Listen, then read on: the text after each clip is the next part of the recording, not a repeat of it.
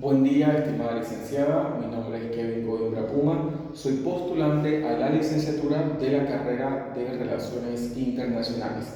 En esta mañana explicaré el módulo 4, Diplomacia y Política Internacional. Para comenzar con la explicación es muy importante primero poder definir qué son las relaciones internacionales. Según Rosenau, indica que es un concepto genérico para una amplia gama de actividades, ideas y bienes que cruzan las fronteras nacionales. Es decir, las relaciones internacionales comprenden intercambios sociales, culturales, económicos y políticos que se dan tanto en situaciones ad hoc como en contextos institucionalizados. Ahora bien, es muy importante que podamos mencionar cuáles son las teorías de relaciones internacionales que no hablan específicamente sobre diplomacia y política internacional. Como primera teoría podemos mencionar el liberalismo institucional que, según Robert Kuchen, nos indica que las instituciones son mecanismos normativos de las relaciones internacionales que pretenden influir en la conducta de cada uno de sus actores.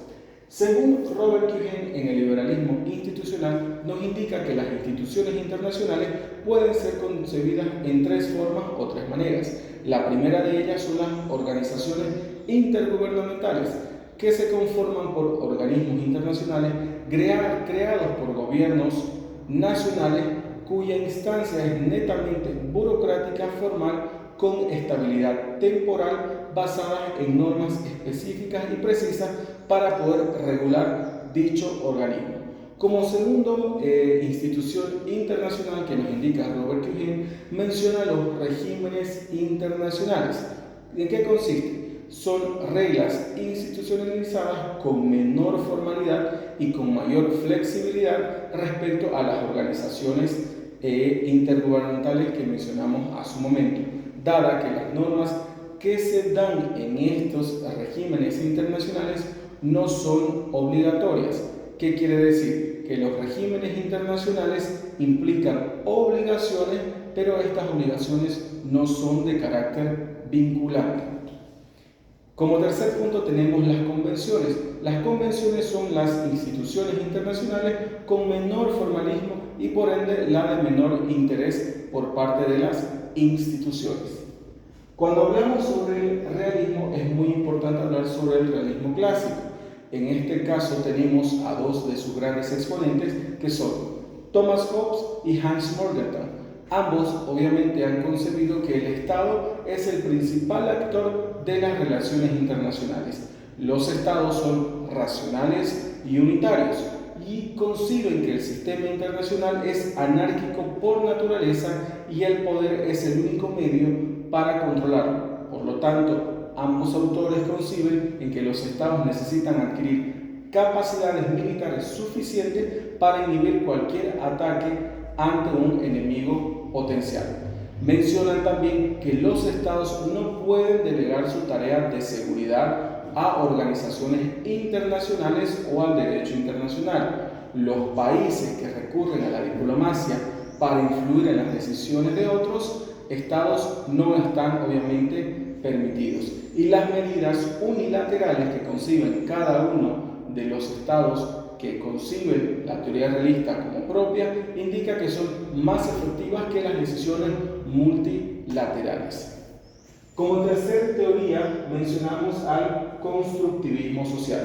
El constructivismo social o el constructivismo primero nos menciona que es muy importante encontrar y definir cómo se ha construido el enemigo, si lo podemos mencionar de esta manera. Y también nos va a ayudar a convencer y a encontrar cómo se ha ido desarrollando de manera paulatina hasta obviamente lograr el objetivo que menciona la presente teoría.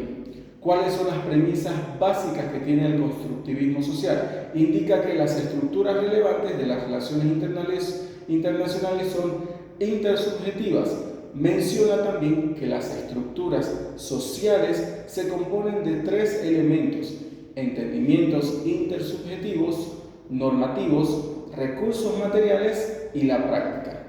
Las normas son fuente de identidad de los actores.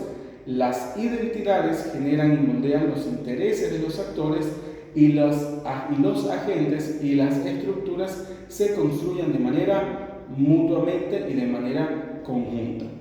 Una vez hablando sobre cuáles son las teorías de las relaciones internacionales que nos hablan sobre el nombre de este módulo, es muy importante que mencionemos los objetivos de desarrollo sostenible, que nos hablan exactamente sobre que tiene que ver con diplomacia y política internacional. Uno de ellos sería el objetivo número 17, que habla sobre alianzas para lograr los objetivos. Este punto es muy importante porque, si bien es el objetivo número 17, es el último, engloba que para concretar todos los otros 16 puntos es importante que nosotros nos enfoquemos en este punto de acá. Porque sin alianzas, sin concretar algún tipo de diplomacia para llevar a cabo las metas que tiene planteada cada uno de los objetivos de desarrollo sostenible, no va a ser posible esto. Es por eso que es muy importante realizar cualquier tipo de alianza para que tanto los países en vías de desarrollo como países ya desarrollados puedan trabajar de manera conjunta hasta lograr con la finalidad que tienen los ODS para el año 2030. Como punto número 3, es muy importante definir qué es sociedad internacional. Según la sociedad internacional, según Heidi Bull, indica que una sociedad internacional de estados, aunque no tiene un gobierno mundial, sigue ciertas normas y principios que regulan las interacciones entre ellos.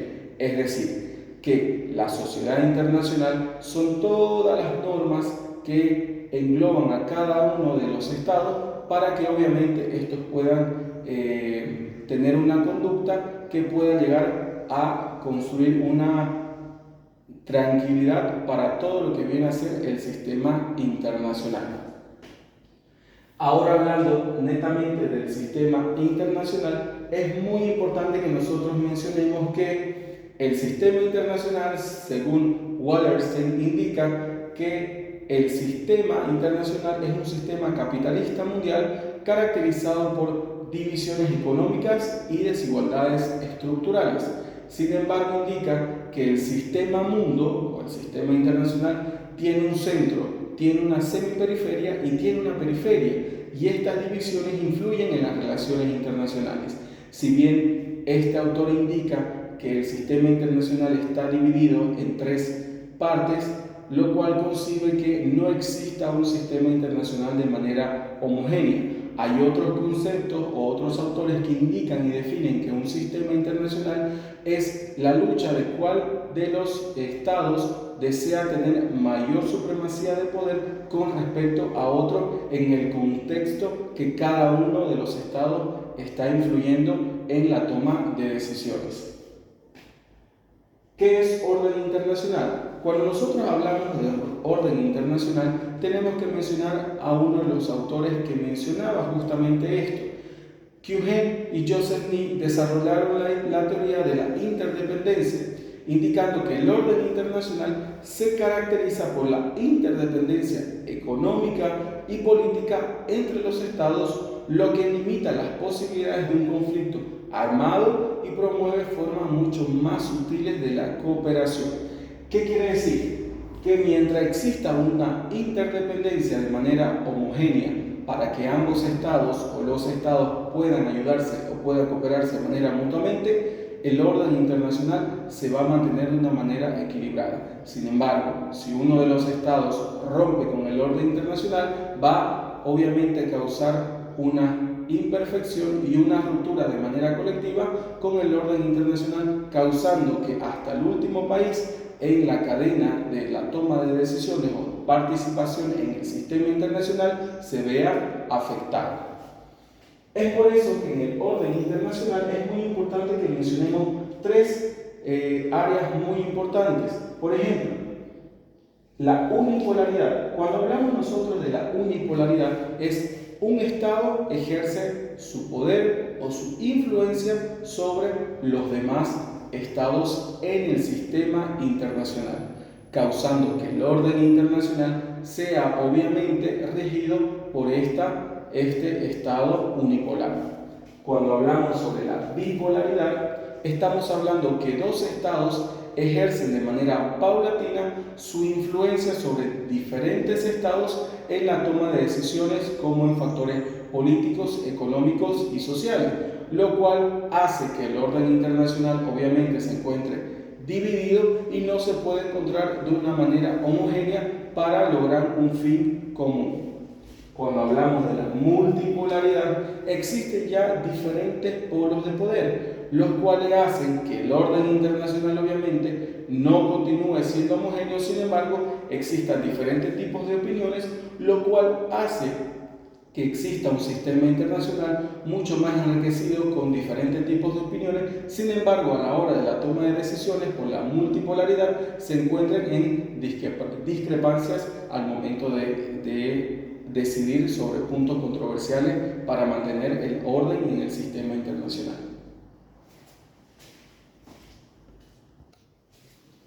Ahora bien, como siguiente punto es importante que hablemos sobre los actores internacionales. ¿Quiénes son los actores internacionales? Los actores internacionales pueden ser un Estado, un individuo, organismos intergubernamentales, organismos no gubernamentales, multinacionales o transnacionales. Son todos los actores que convergen en el sistema internacional y que hacen que el sistema internacional tenga obviamente la fluidez para poder avanzar en el desarrollo del mismo. Para eso es muy importante que mencionemos lo siguiente. Entre los actores internacionales tenemos al Estado. Dentro del Estado tenemos a tres puntos muy importantes. La diplomacia. La diplomacia se menciona que es la facilidad que tienen los estados para poder sentarse de la manera más protocolar y la manera más diplomática a realizar algún tipo de negociación, de conciliación, de mediación, para que obviamente pueda cada uno de estos estados obtener algún beneficio sobre el interés que se le está planteando y evitar algún tipo de conflicto. La negociación es el método en el cual ambos estados, por la vía diplomática, toman decisiones para obviamente negociar con respecto a los intereses que se contraponen con cada uno de los estados, para que de esta manera ambos estados puedan tener el mayor beneficio de este tipo de la negociación y ambos estados puedan salir ganando. A través de la negociación también se puede obtener la paz. La diplomacia es el método, la negociación es la herramienta y la paz es el fin en el cual ambos estados, si tienen algún tipo de conflicto bilateral, pueden llegar a la paz para que esto no pueda desencadenarse en un conflicto armado.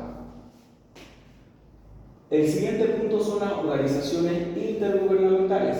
Las organizaciones intergubernamentales, como se mencionó anteriormente, son organismos conformados por obviamente los gobiernos nacionales de cada uno de los estados. Un claro ejemplo es las Naciones Unidas, que es un organismo intergubernamental en el cual todos los estados se han unido para obviamente crear este ente para que pueda ayudar a regir el orden mundial a través de normativas internacionales y resoluciones que ayuden a conducir la conducta de cada uno de los estados en los diferentes ámbitos que le competen. El individuo, como se mencionaba, el individuo puede ser un actor internacional muy importante. También se habla que el individuo, la persona como tal, puede también ejercer un carácter muy importante en el sistema internacional. Podemos tomar como ejemplo a los presidentes, que ya se habla sobre una diplomacia presidencial, en la cual un presidente como individuo ejerce un rol mucho más importante que al Estado en el cual representa en el sistema internacional. Las firmas transnacionales. En las firmas transnacionales podemos encontrar las multinacionales, que son todas aquellas empresas, las grandes compañías que tienen también un poder de decisión en el sistema internacional, la cual cualquier acción que estas empresas multinacionales puedan tomar va a repercutir en todo el orden internacional, desde los países desarrollados hasta países en vías de desarrollo. Las multinacionales, es importante mencionar que son netamente entidades privadas en la gran mayoría. ONGs, organismos no gubernamentales. Existen organismos no gubernamentales que no pertenecen estrictamente a un solo Estado y que no fueron creadas por gobiernos nacionales.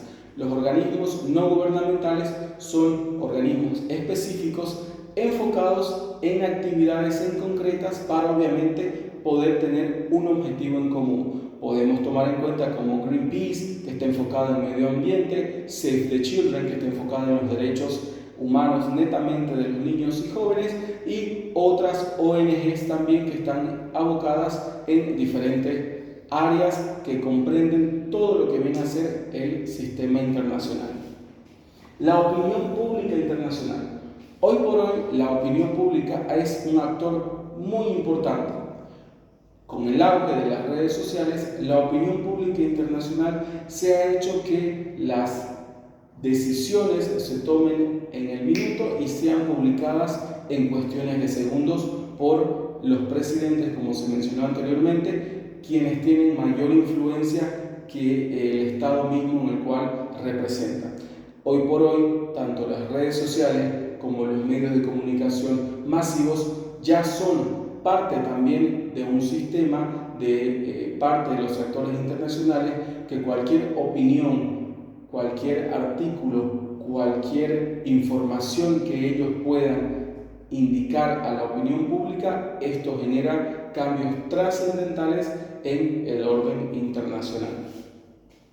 Como otro punto importante es mencionar el interés nacional. Cuando nosotros hablamos del interés nacional es cuán importante es para el Estado poder obviamente reflejar el interés que tiene y cuál es el papel que desea obtener dentro del sistema internacional. Si se desea tener un papel mucho más activo, mucho más neutral, mucho más confrontativo, va a depender mucho del interés nacional, obviamente, que vaya a ir ejerciendo el gobierno de turno del Estado que se está mencionando en la presente exposición. Política exterior. ¿Qué es la política exterior? La política exterior es nada más el reflejo de aquella política interna que tiene cada gobierno de turno para expresarla de manera externa, obviamente en todo lo que viene a ser en el contexto internacional. Si la política exterior de un país está enfocada en ser netamente neutral, pues va a realizar acciones en las cuales se pueda reflejar esta actitud o postura que está tomando el Estado, porque así lo ha reflejado desde su política interna. Relaciones exteriores. Cuando nosotros hablamos sobre relaciones exteriores, es muy importante que nosotros hablemos sobre dos puntos. La primera, las embajadas son organismos que representan fielmente la representación territorial del Estado en el cual representan. Cada embajada está regida por normativas internas de la Convención de Viena específica, donde tienen obviamente reglamentos exclusivos y normas en las cuales se regulan las embajadas. Las embajadas y los embajadores tienen un trato especial en la cual se diferencian de los consulados. Si alguien intenta realizar algún tipo de acción subversiva en contra de una embajada o un embajador, es una afrenta directa al Estado al cual éste representa. Cuando hablamos de los consulados también son una representación exterior de cualquier Estado, pero el consulado es enfocado netamente en coadyuvar a los conciudadanos o los connacionales que se encuentren en diferentes estados del mundo, ayudando obviamente en trámites legales, como por ejemplo el trámite del pasaporte, de algún DNI que ellos puedan solicitar, para que de esta manera se pueda agilizar mucho mejor el tema de la regulación de documentos de los conciudadanos.